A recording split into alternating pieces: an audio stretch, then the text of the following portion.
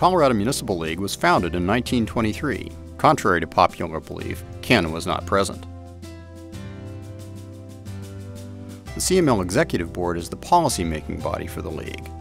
As their sole appointed employee, Ken has at times seemed almost one of them. Ken has certainly earned the admiration and friendship of board members across the state for his steady hand at the wheel.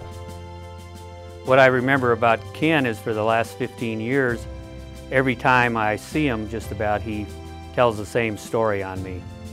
And basically he likes to tell anyone that's around that how glad he is that he was nice to me when I was a law clerk at the League back in the 70s, because I eventually became his boss when I was on the executive board in the 1980s. Now the funny thing about that is the notion that I was actually his boss is pretty much of a fiction. I remember when I would try to chair the executive board meetings when I was the president, how exasperated I would get when Ken would take over the meeting.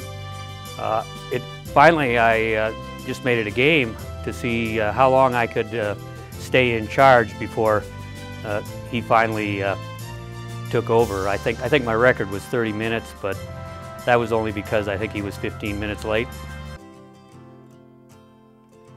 Ken has taught generations of lobbyists and even a few legislators on the fine art of lobbying and legislative drafting. Some were more trainable than others. Anyone who has lobbied for the Municipal League, and even people who haven't, have vivid memories of their lobbying assignments under Ken. I had been active in the CML, had been on the board, and had been a councilman and a mayor of Boulder, and was fortunate enough to be elected to the Colorado House of Representatives. And one day, a bill had been introduced that would have required traffic lights on state highways running through municipalities to be synchronized. And one day, when that was introduced, Ken called me outside of the House chambers and asked if I'd introduce an amendment to that bill, because frankly the bill would have been a burden for most municipalities in the state. And so he said it was a friendly amendment, and of course, as most of you know, a friendly amendment always has something more to it than just being friendly. And nonetheless, I went to the well and introduced the amendment, and it seemed very acceptable and very simple. Frankly, the amendment just said that traffic lights would indeed be synchronized on state roads through municipalities whenever practicable. And so I introduced it, and it went through the House, and it went through the Senate, and was signed into law, and to the best of my knowledge, it is still state law today, thanks to Ken and his friendly amendment. I often told the story about how I came to work there the day before Tabor was adopted, and I got assigned to work on Tabor as the newest member of the League staff. Probably one of Ken's most brilliant tactical moves to put me in charge of the Tabor Amendment and in charge of keeping track of Mr. Bruce, because I knew really very little about municipal taxation and finance. And because I was the proverbial tabula rasa, I was the perfect guy to try to decipher the Tabor Amendment, because a true expert on taxation and finance would be totally baffled by the Tabor Amendment. But a naive young guy like me was the perfect candidate to try to sort it out. I'd have to say that probably the most memorable experience in lobbying was photo radar. We were out there alone, we being a few municipalities, myself, but what gave me a lot of comfort were all those men standing next to me and women who carried guns. The police and I did quite a job, quite a number of times, and we were successful. The most memorable lobbying was the year that we had the Press Association proposing amendments to the Open Meetings Law at the same year that we had already planned on making proposals for changes to the Open Records Law and governmental immunity. Ken was concerned that we really couldn't do it all and we should pull one and wait for the next session, but we pulled off all three. I learned so much from Ken, things that I still put to practice today and that I tell people who work for me today. For example, Ken always told me right from the start that if I have a choice between a drafter or letting somebody else do the drafting, I should do the drafting so I could be in control of it. And I tell people who work for me today to do that very thing. During his tenure at the League, Ken took the organization from modest quarters in 1968 to the fine building dedicated in 1998. This building is both Ken's passion and his legacy. It will serve the League for decades to come. Ken has tutored, and some would say tortured, scores of staffers over the years. Each would tell you that working for Ken added enormously to their professional ability. Who among us doesn't remember and shudder at the thought of Ken's list coming slowly from the inside jacket pocket? And what about those weasel words, Ken?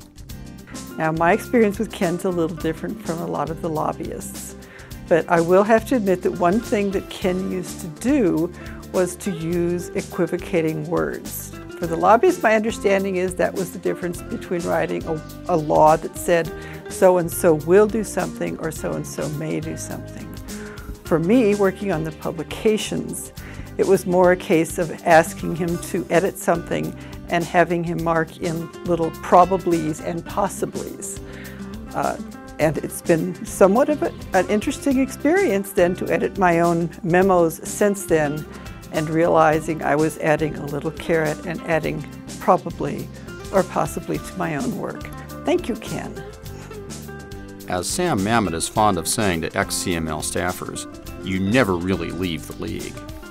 Ken instilled a sense of loyalty in his staff that is seldom matched.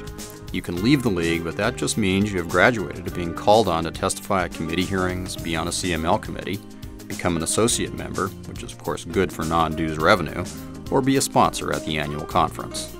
He was always on our side, that he was watching our backs, that he was so detail-oriented going over all the legislation that we were doing. And so I always knew that if I was stepping too far out of bounds or pushing too hard, he'd pull me back.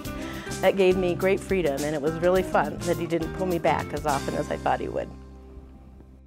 I want to talk a little bit about how Ken had a way of instilling loyalty to the organization and its employees.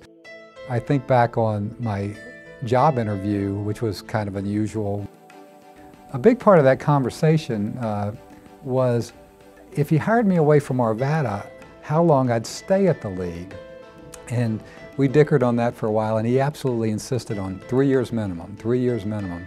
Now I understand, of course, that Ken had the moral authority to require that I be there for 30 years, as he's proven by his own example, but he only asked 3 of me.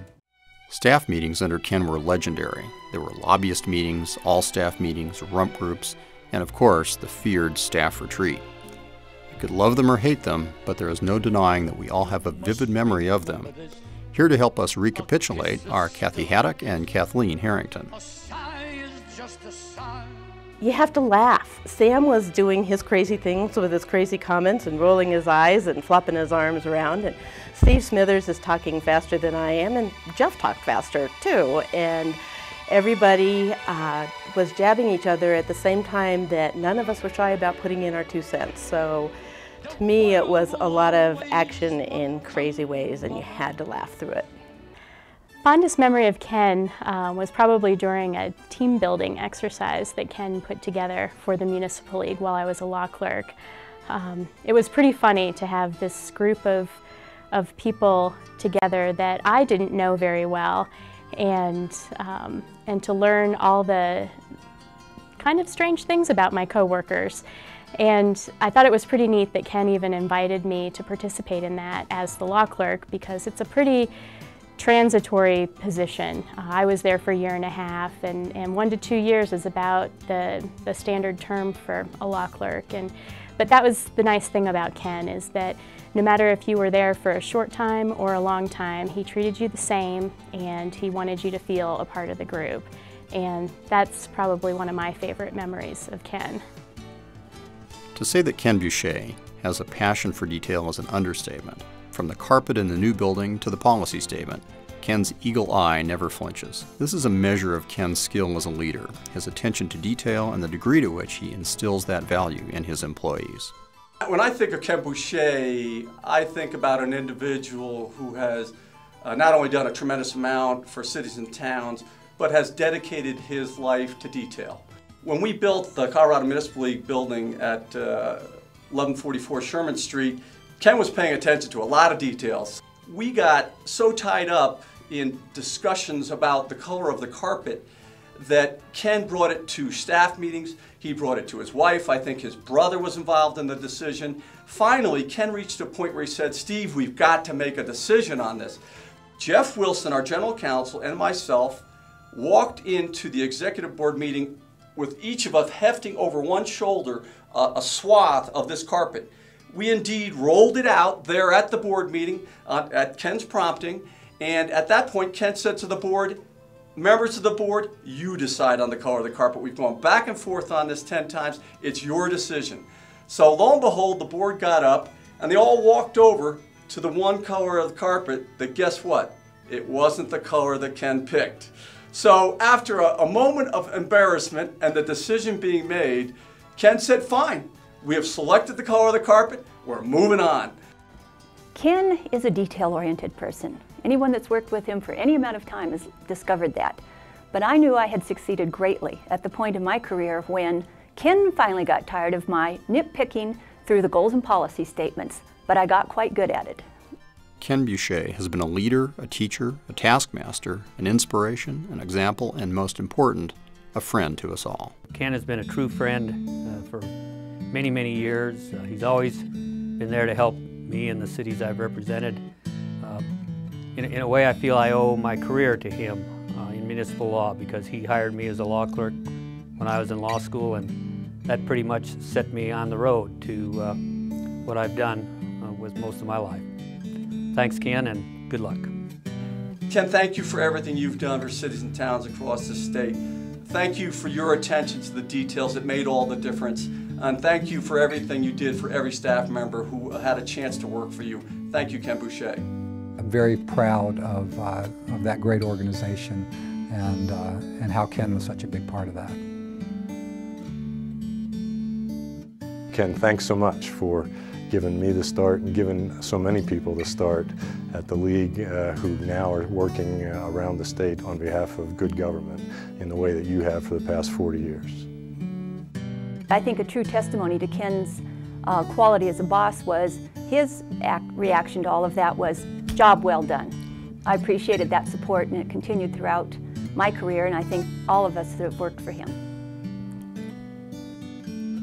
I've known Ken for 42 years, and during that time he introduced a lot of friendly amendments, but most of all he stood tall for municipalities and good, sound government in the state of Colorado, and he'll be missed.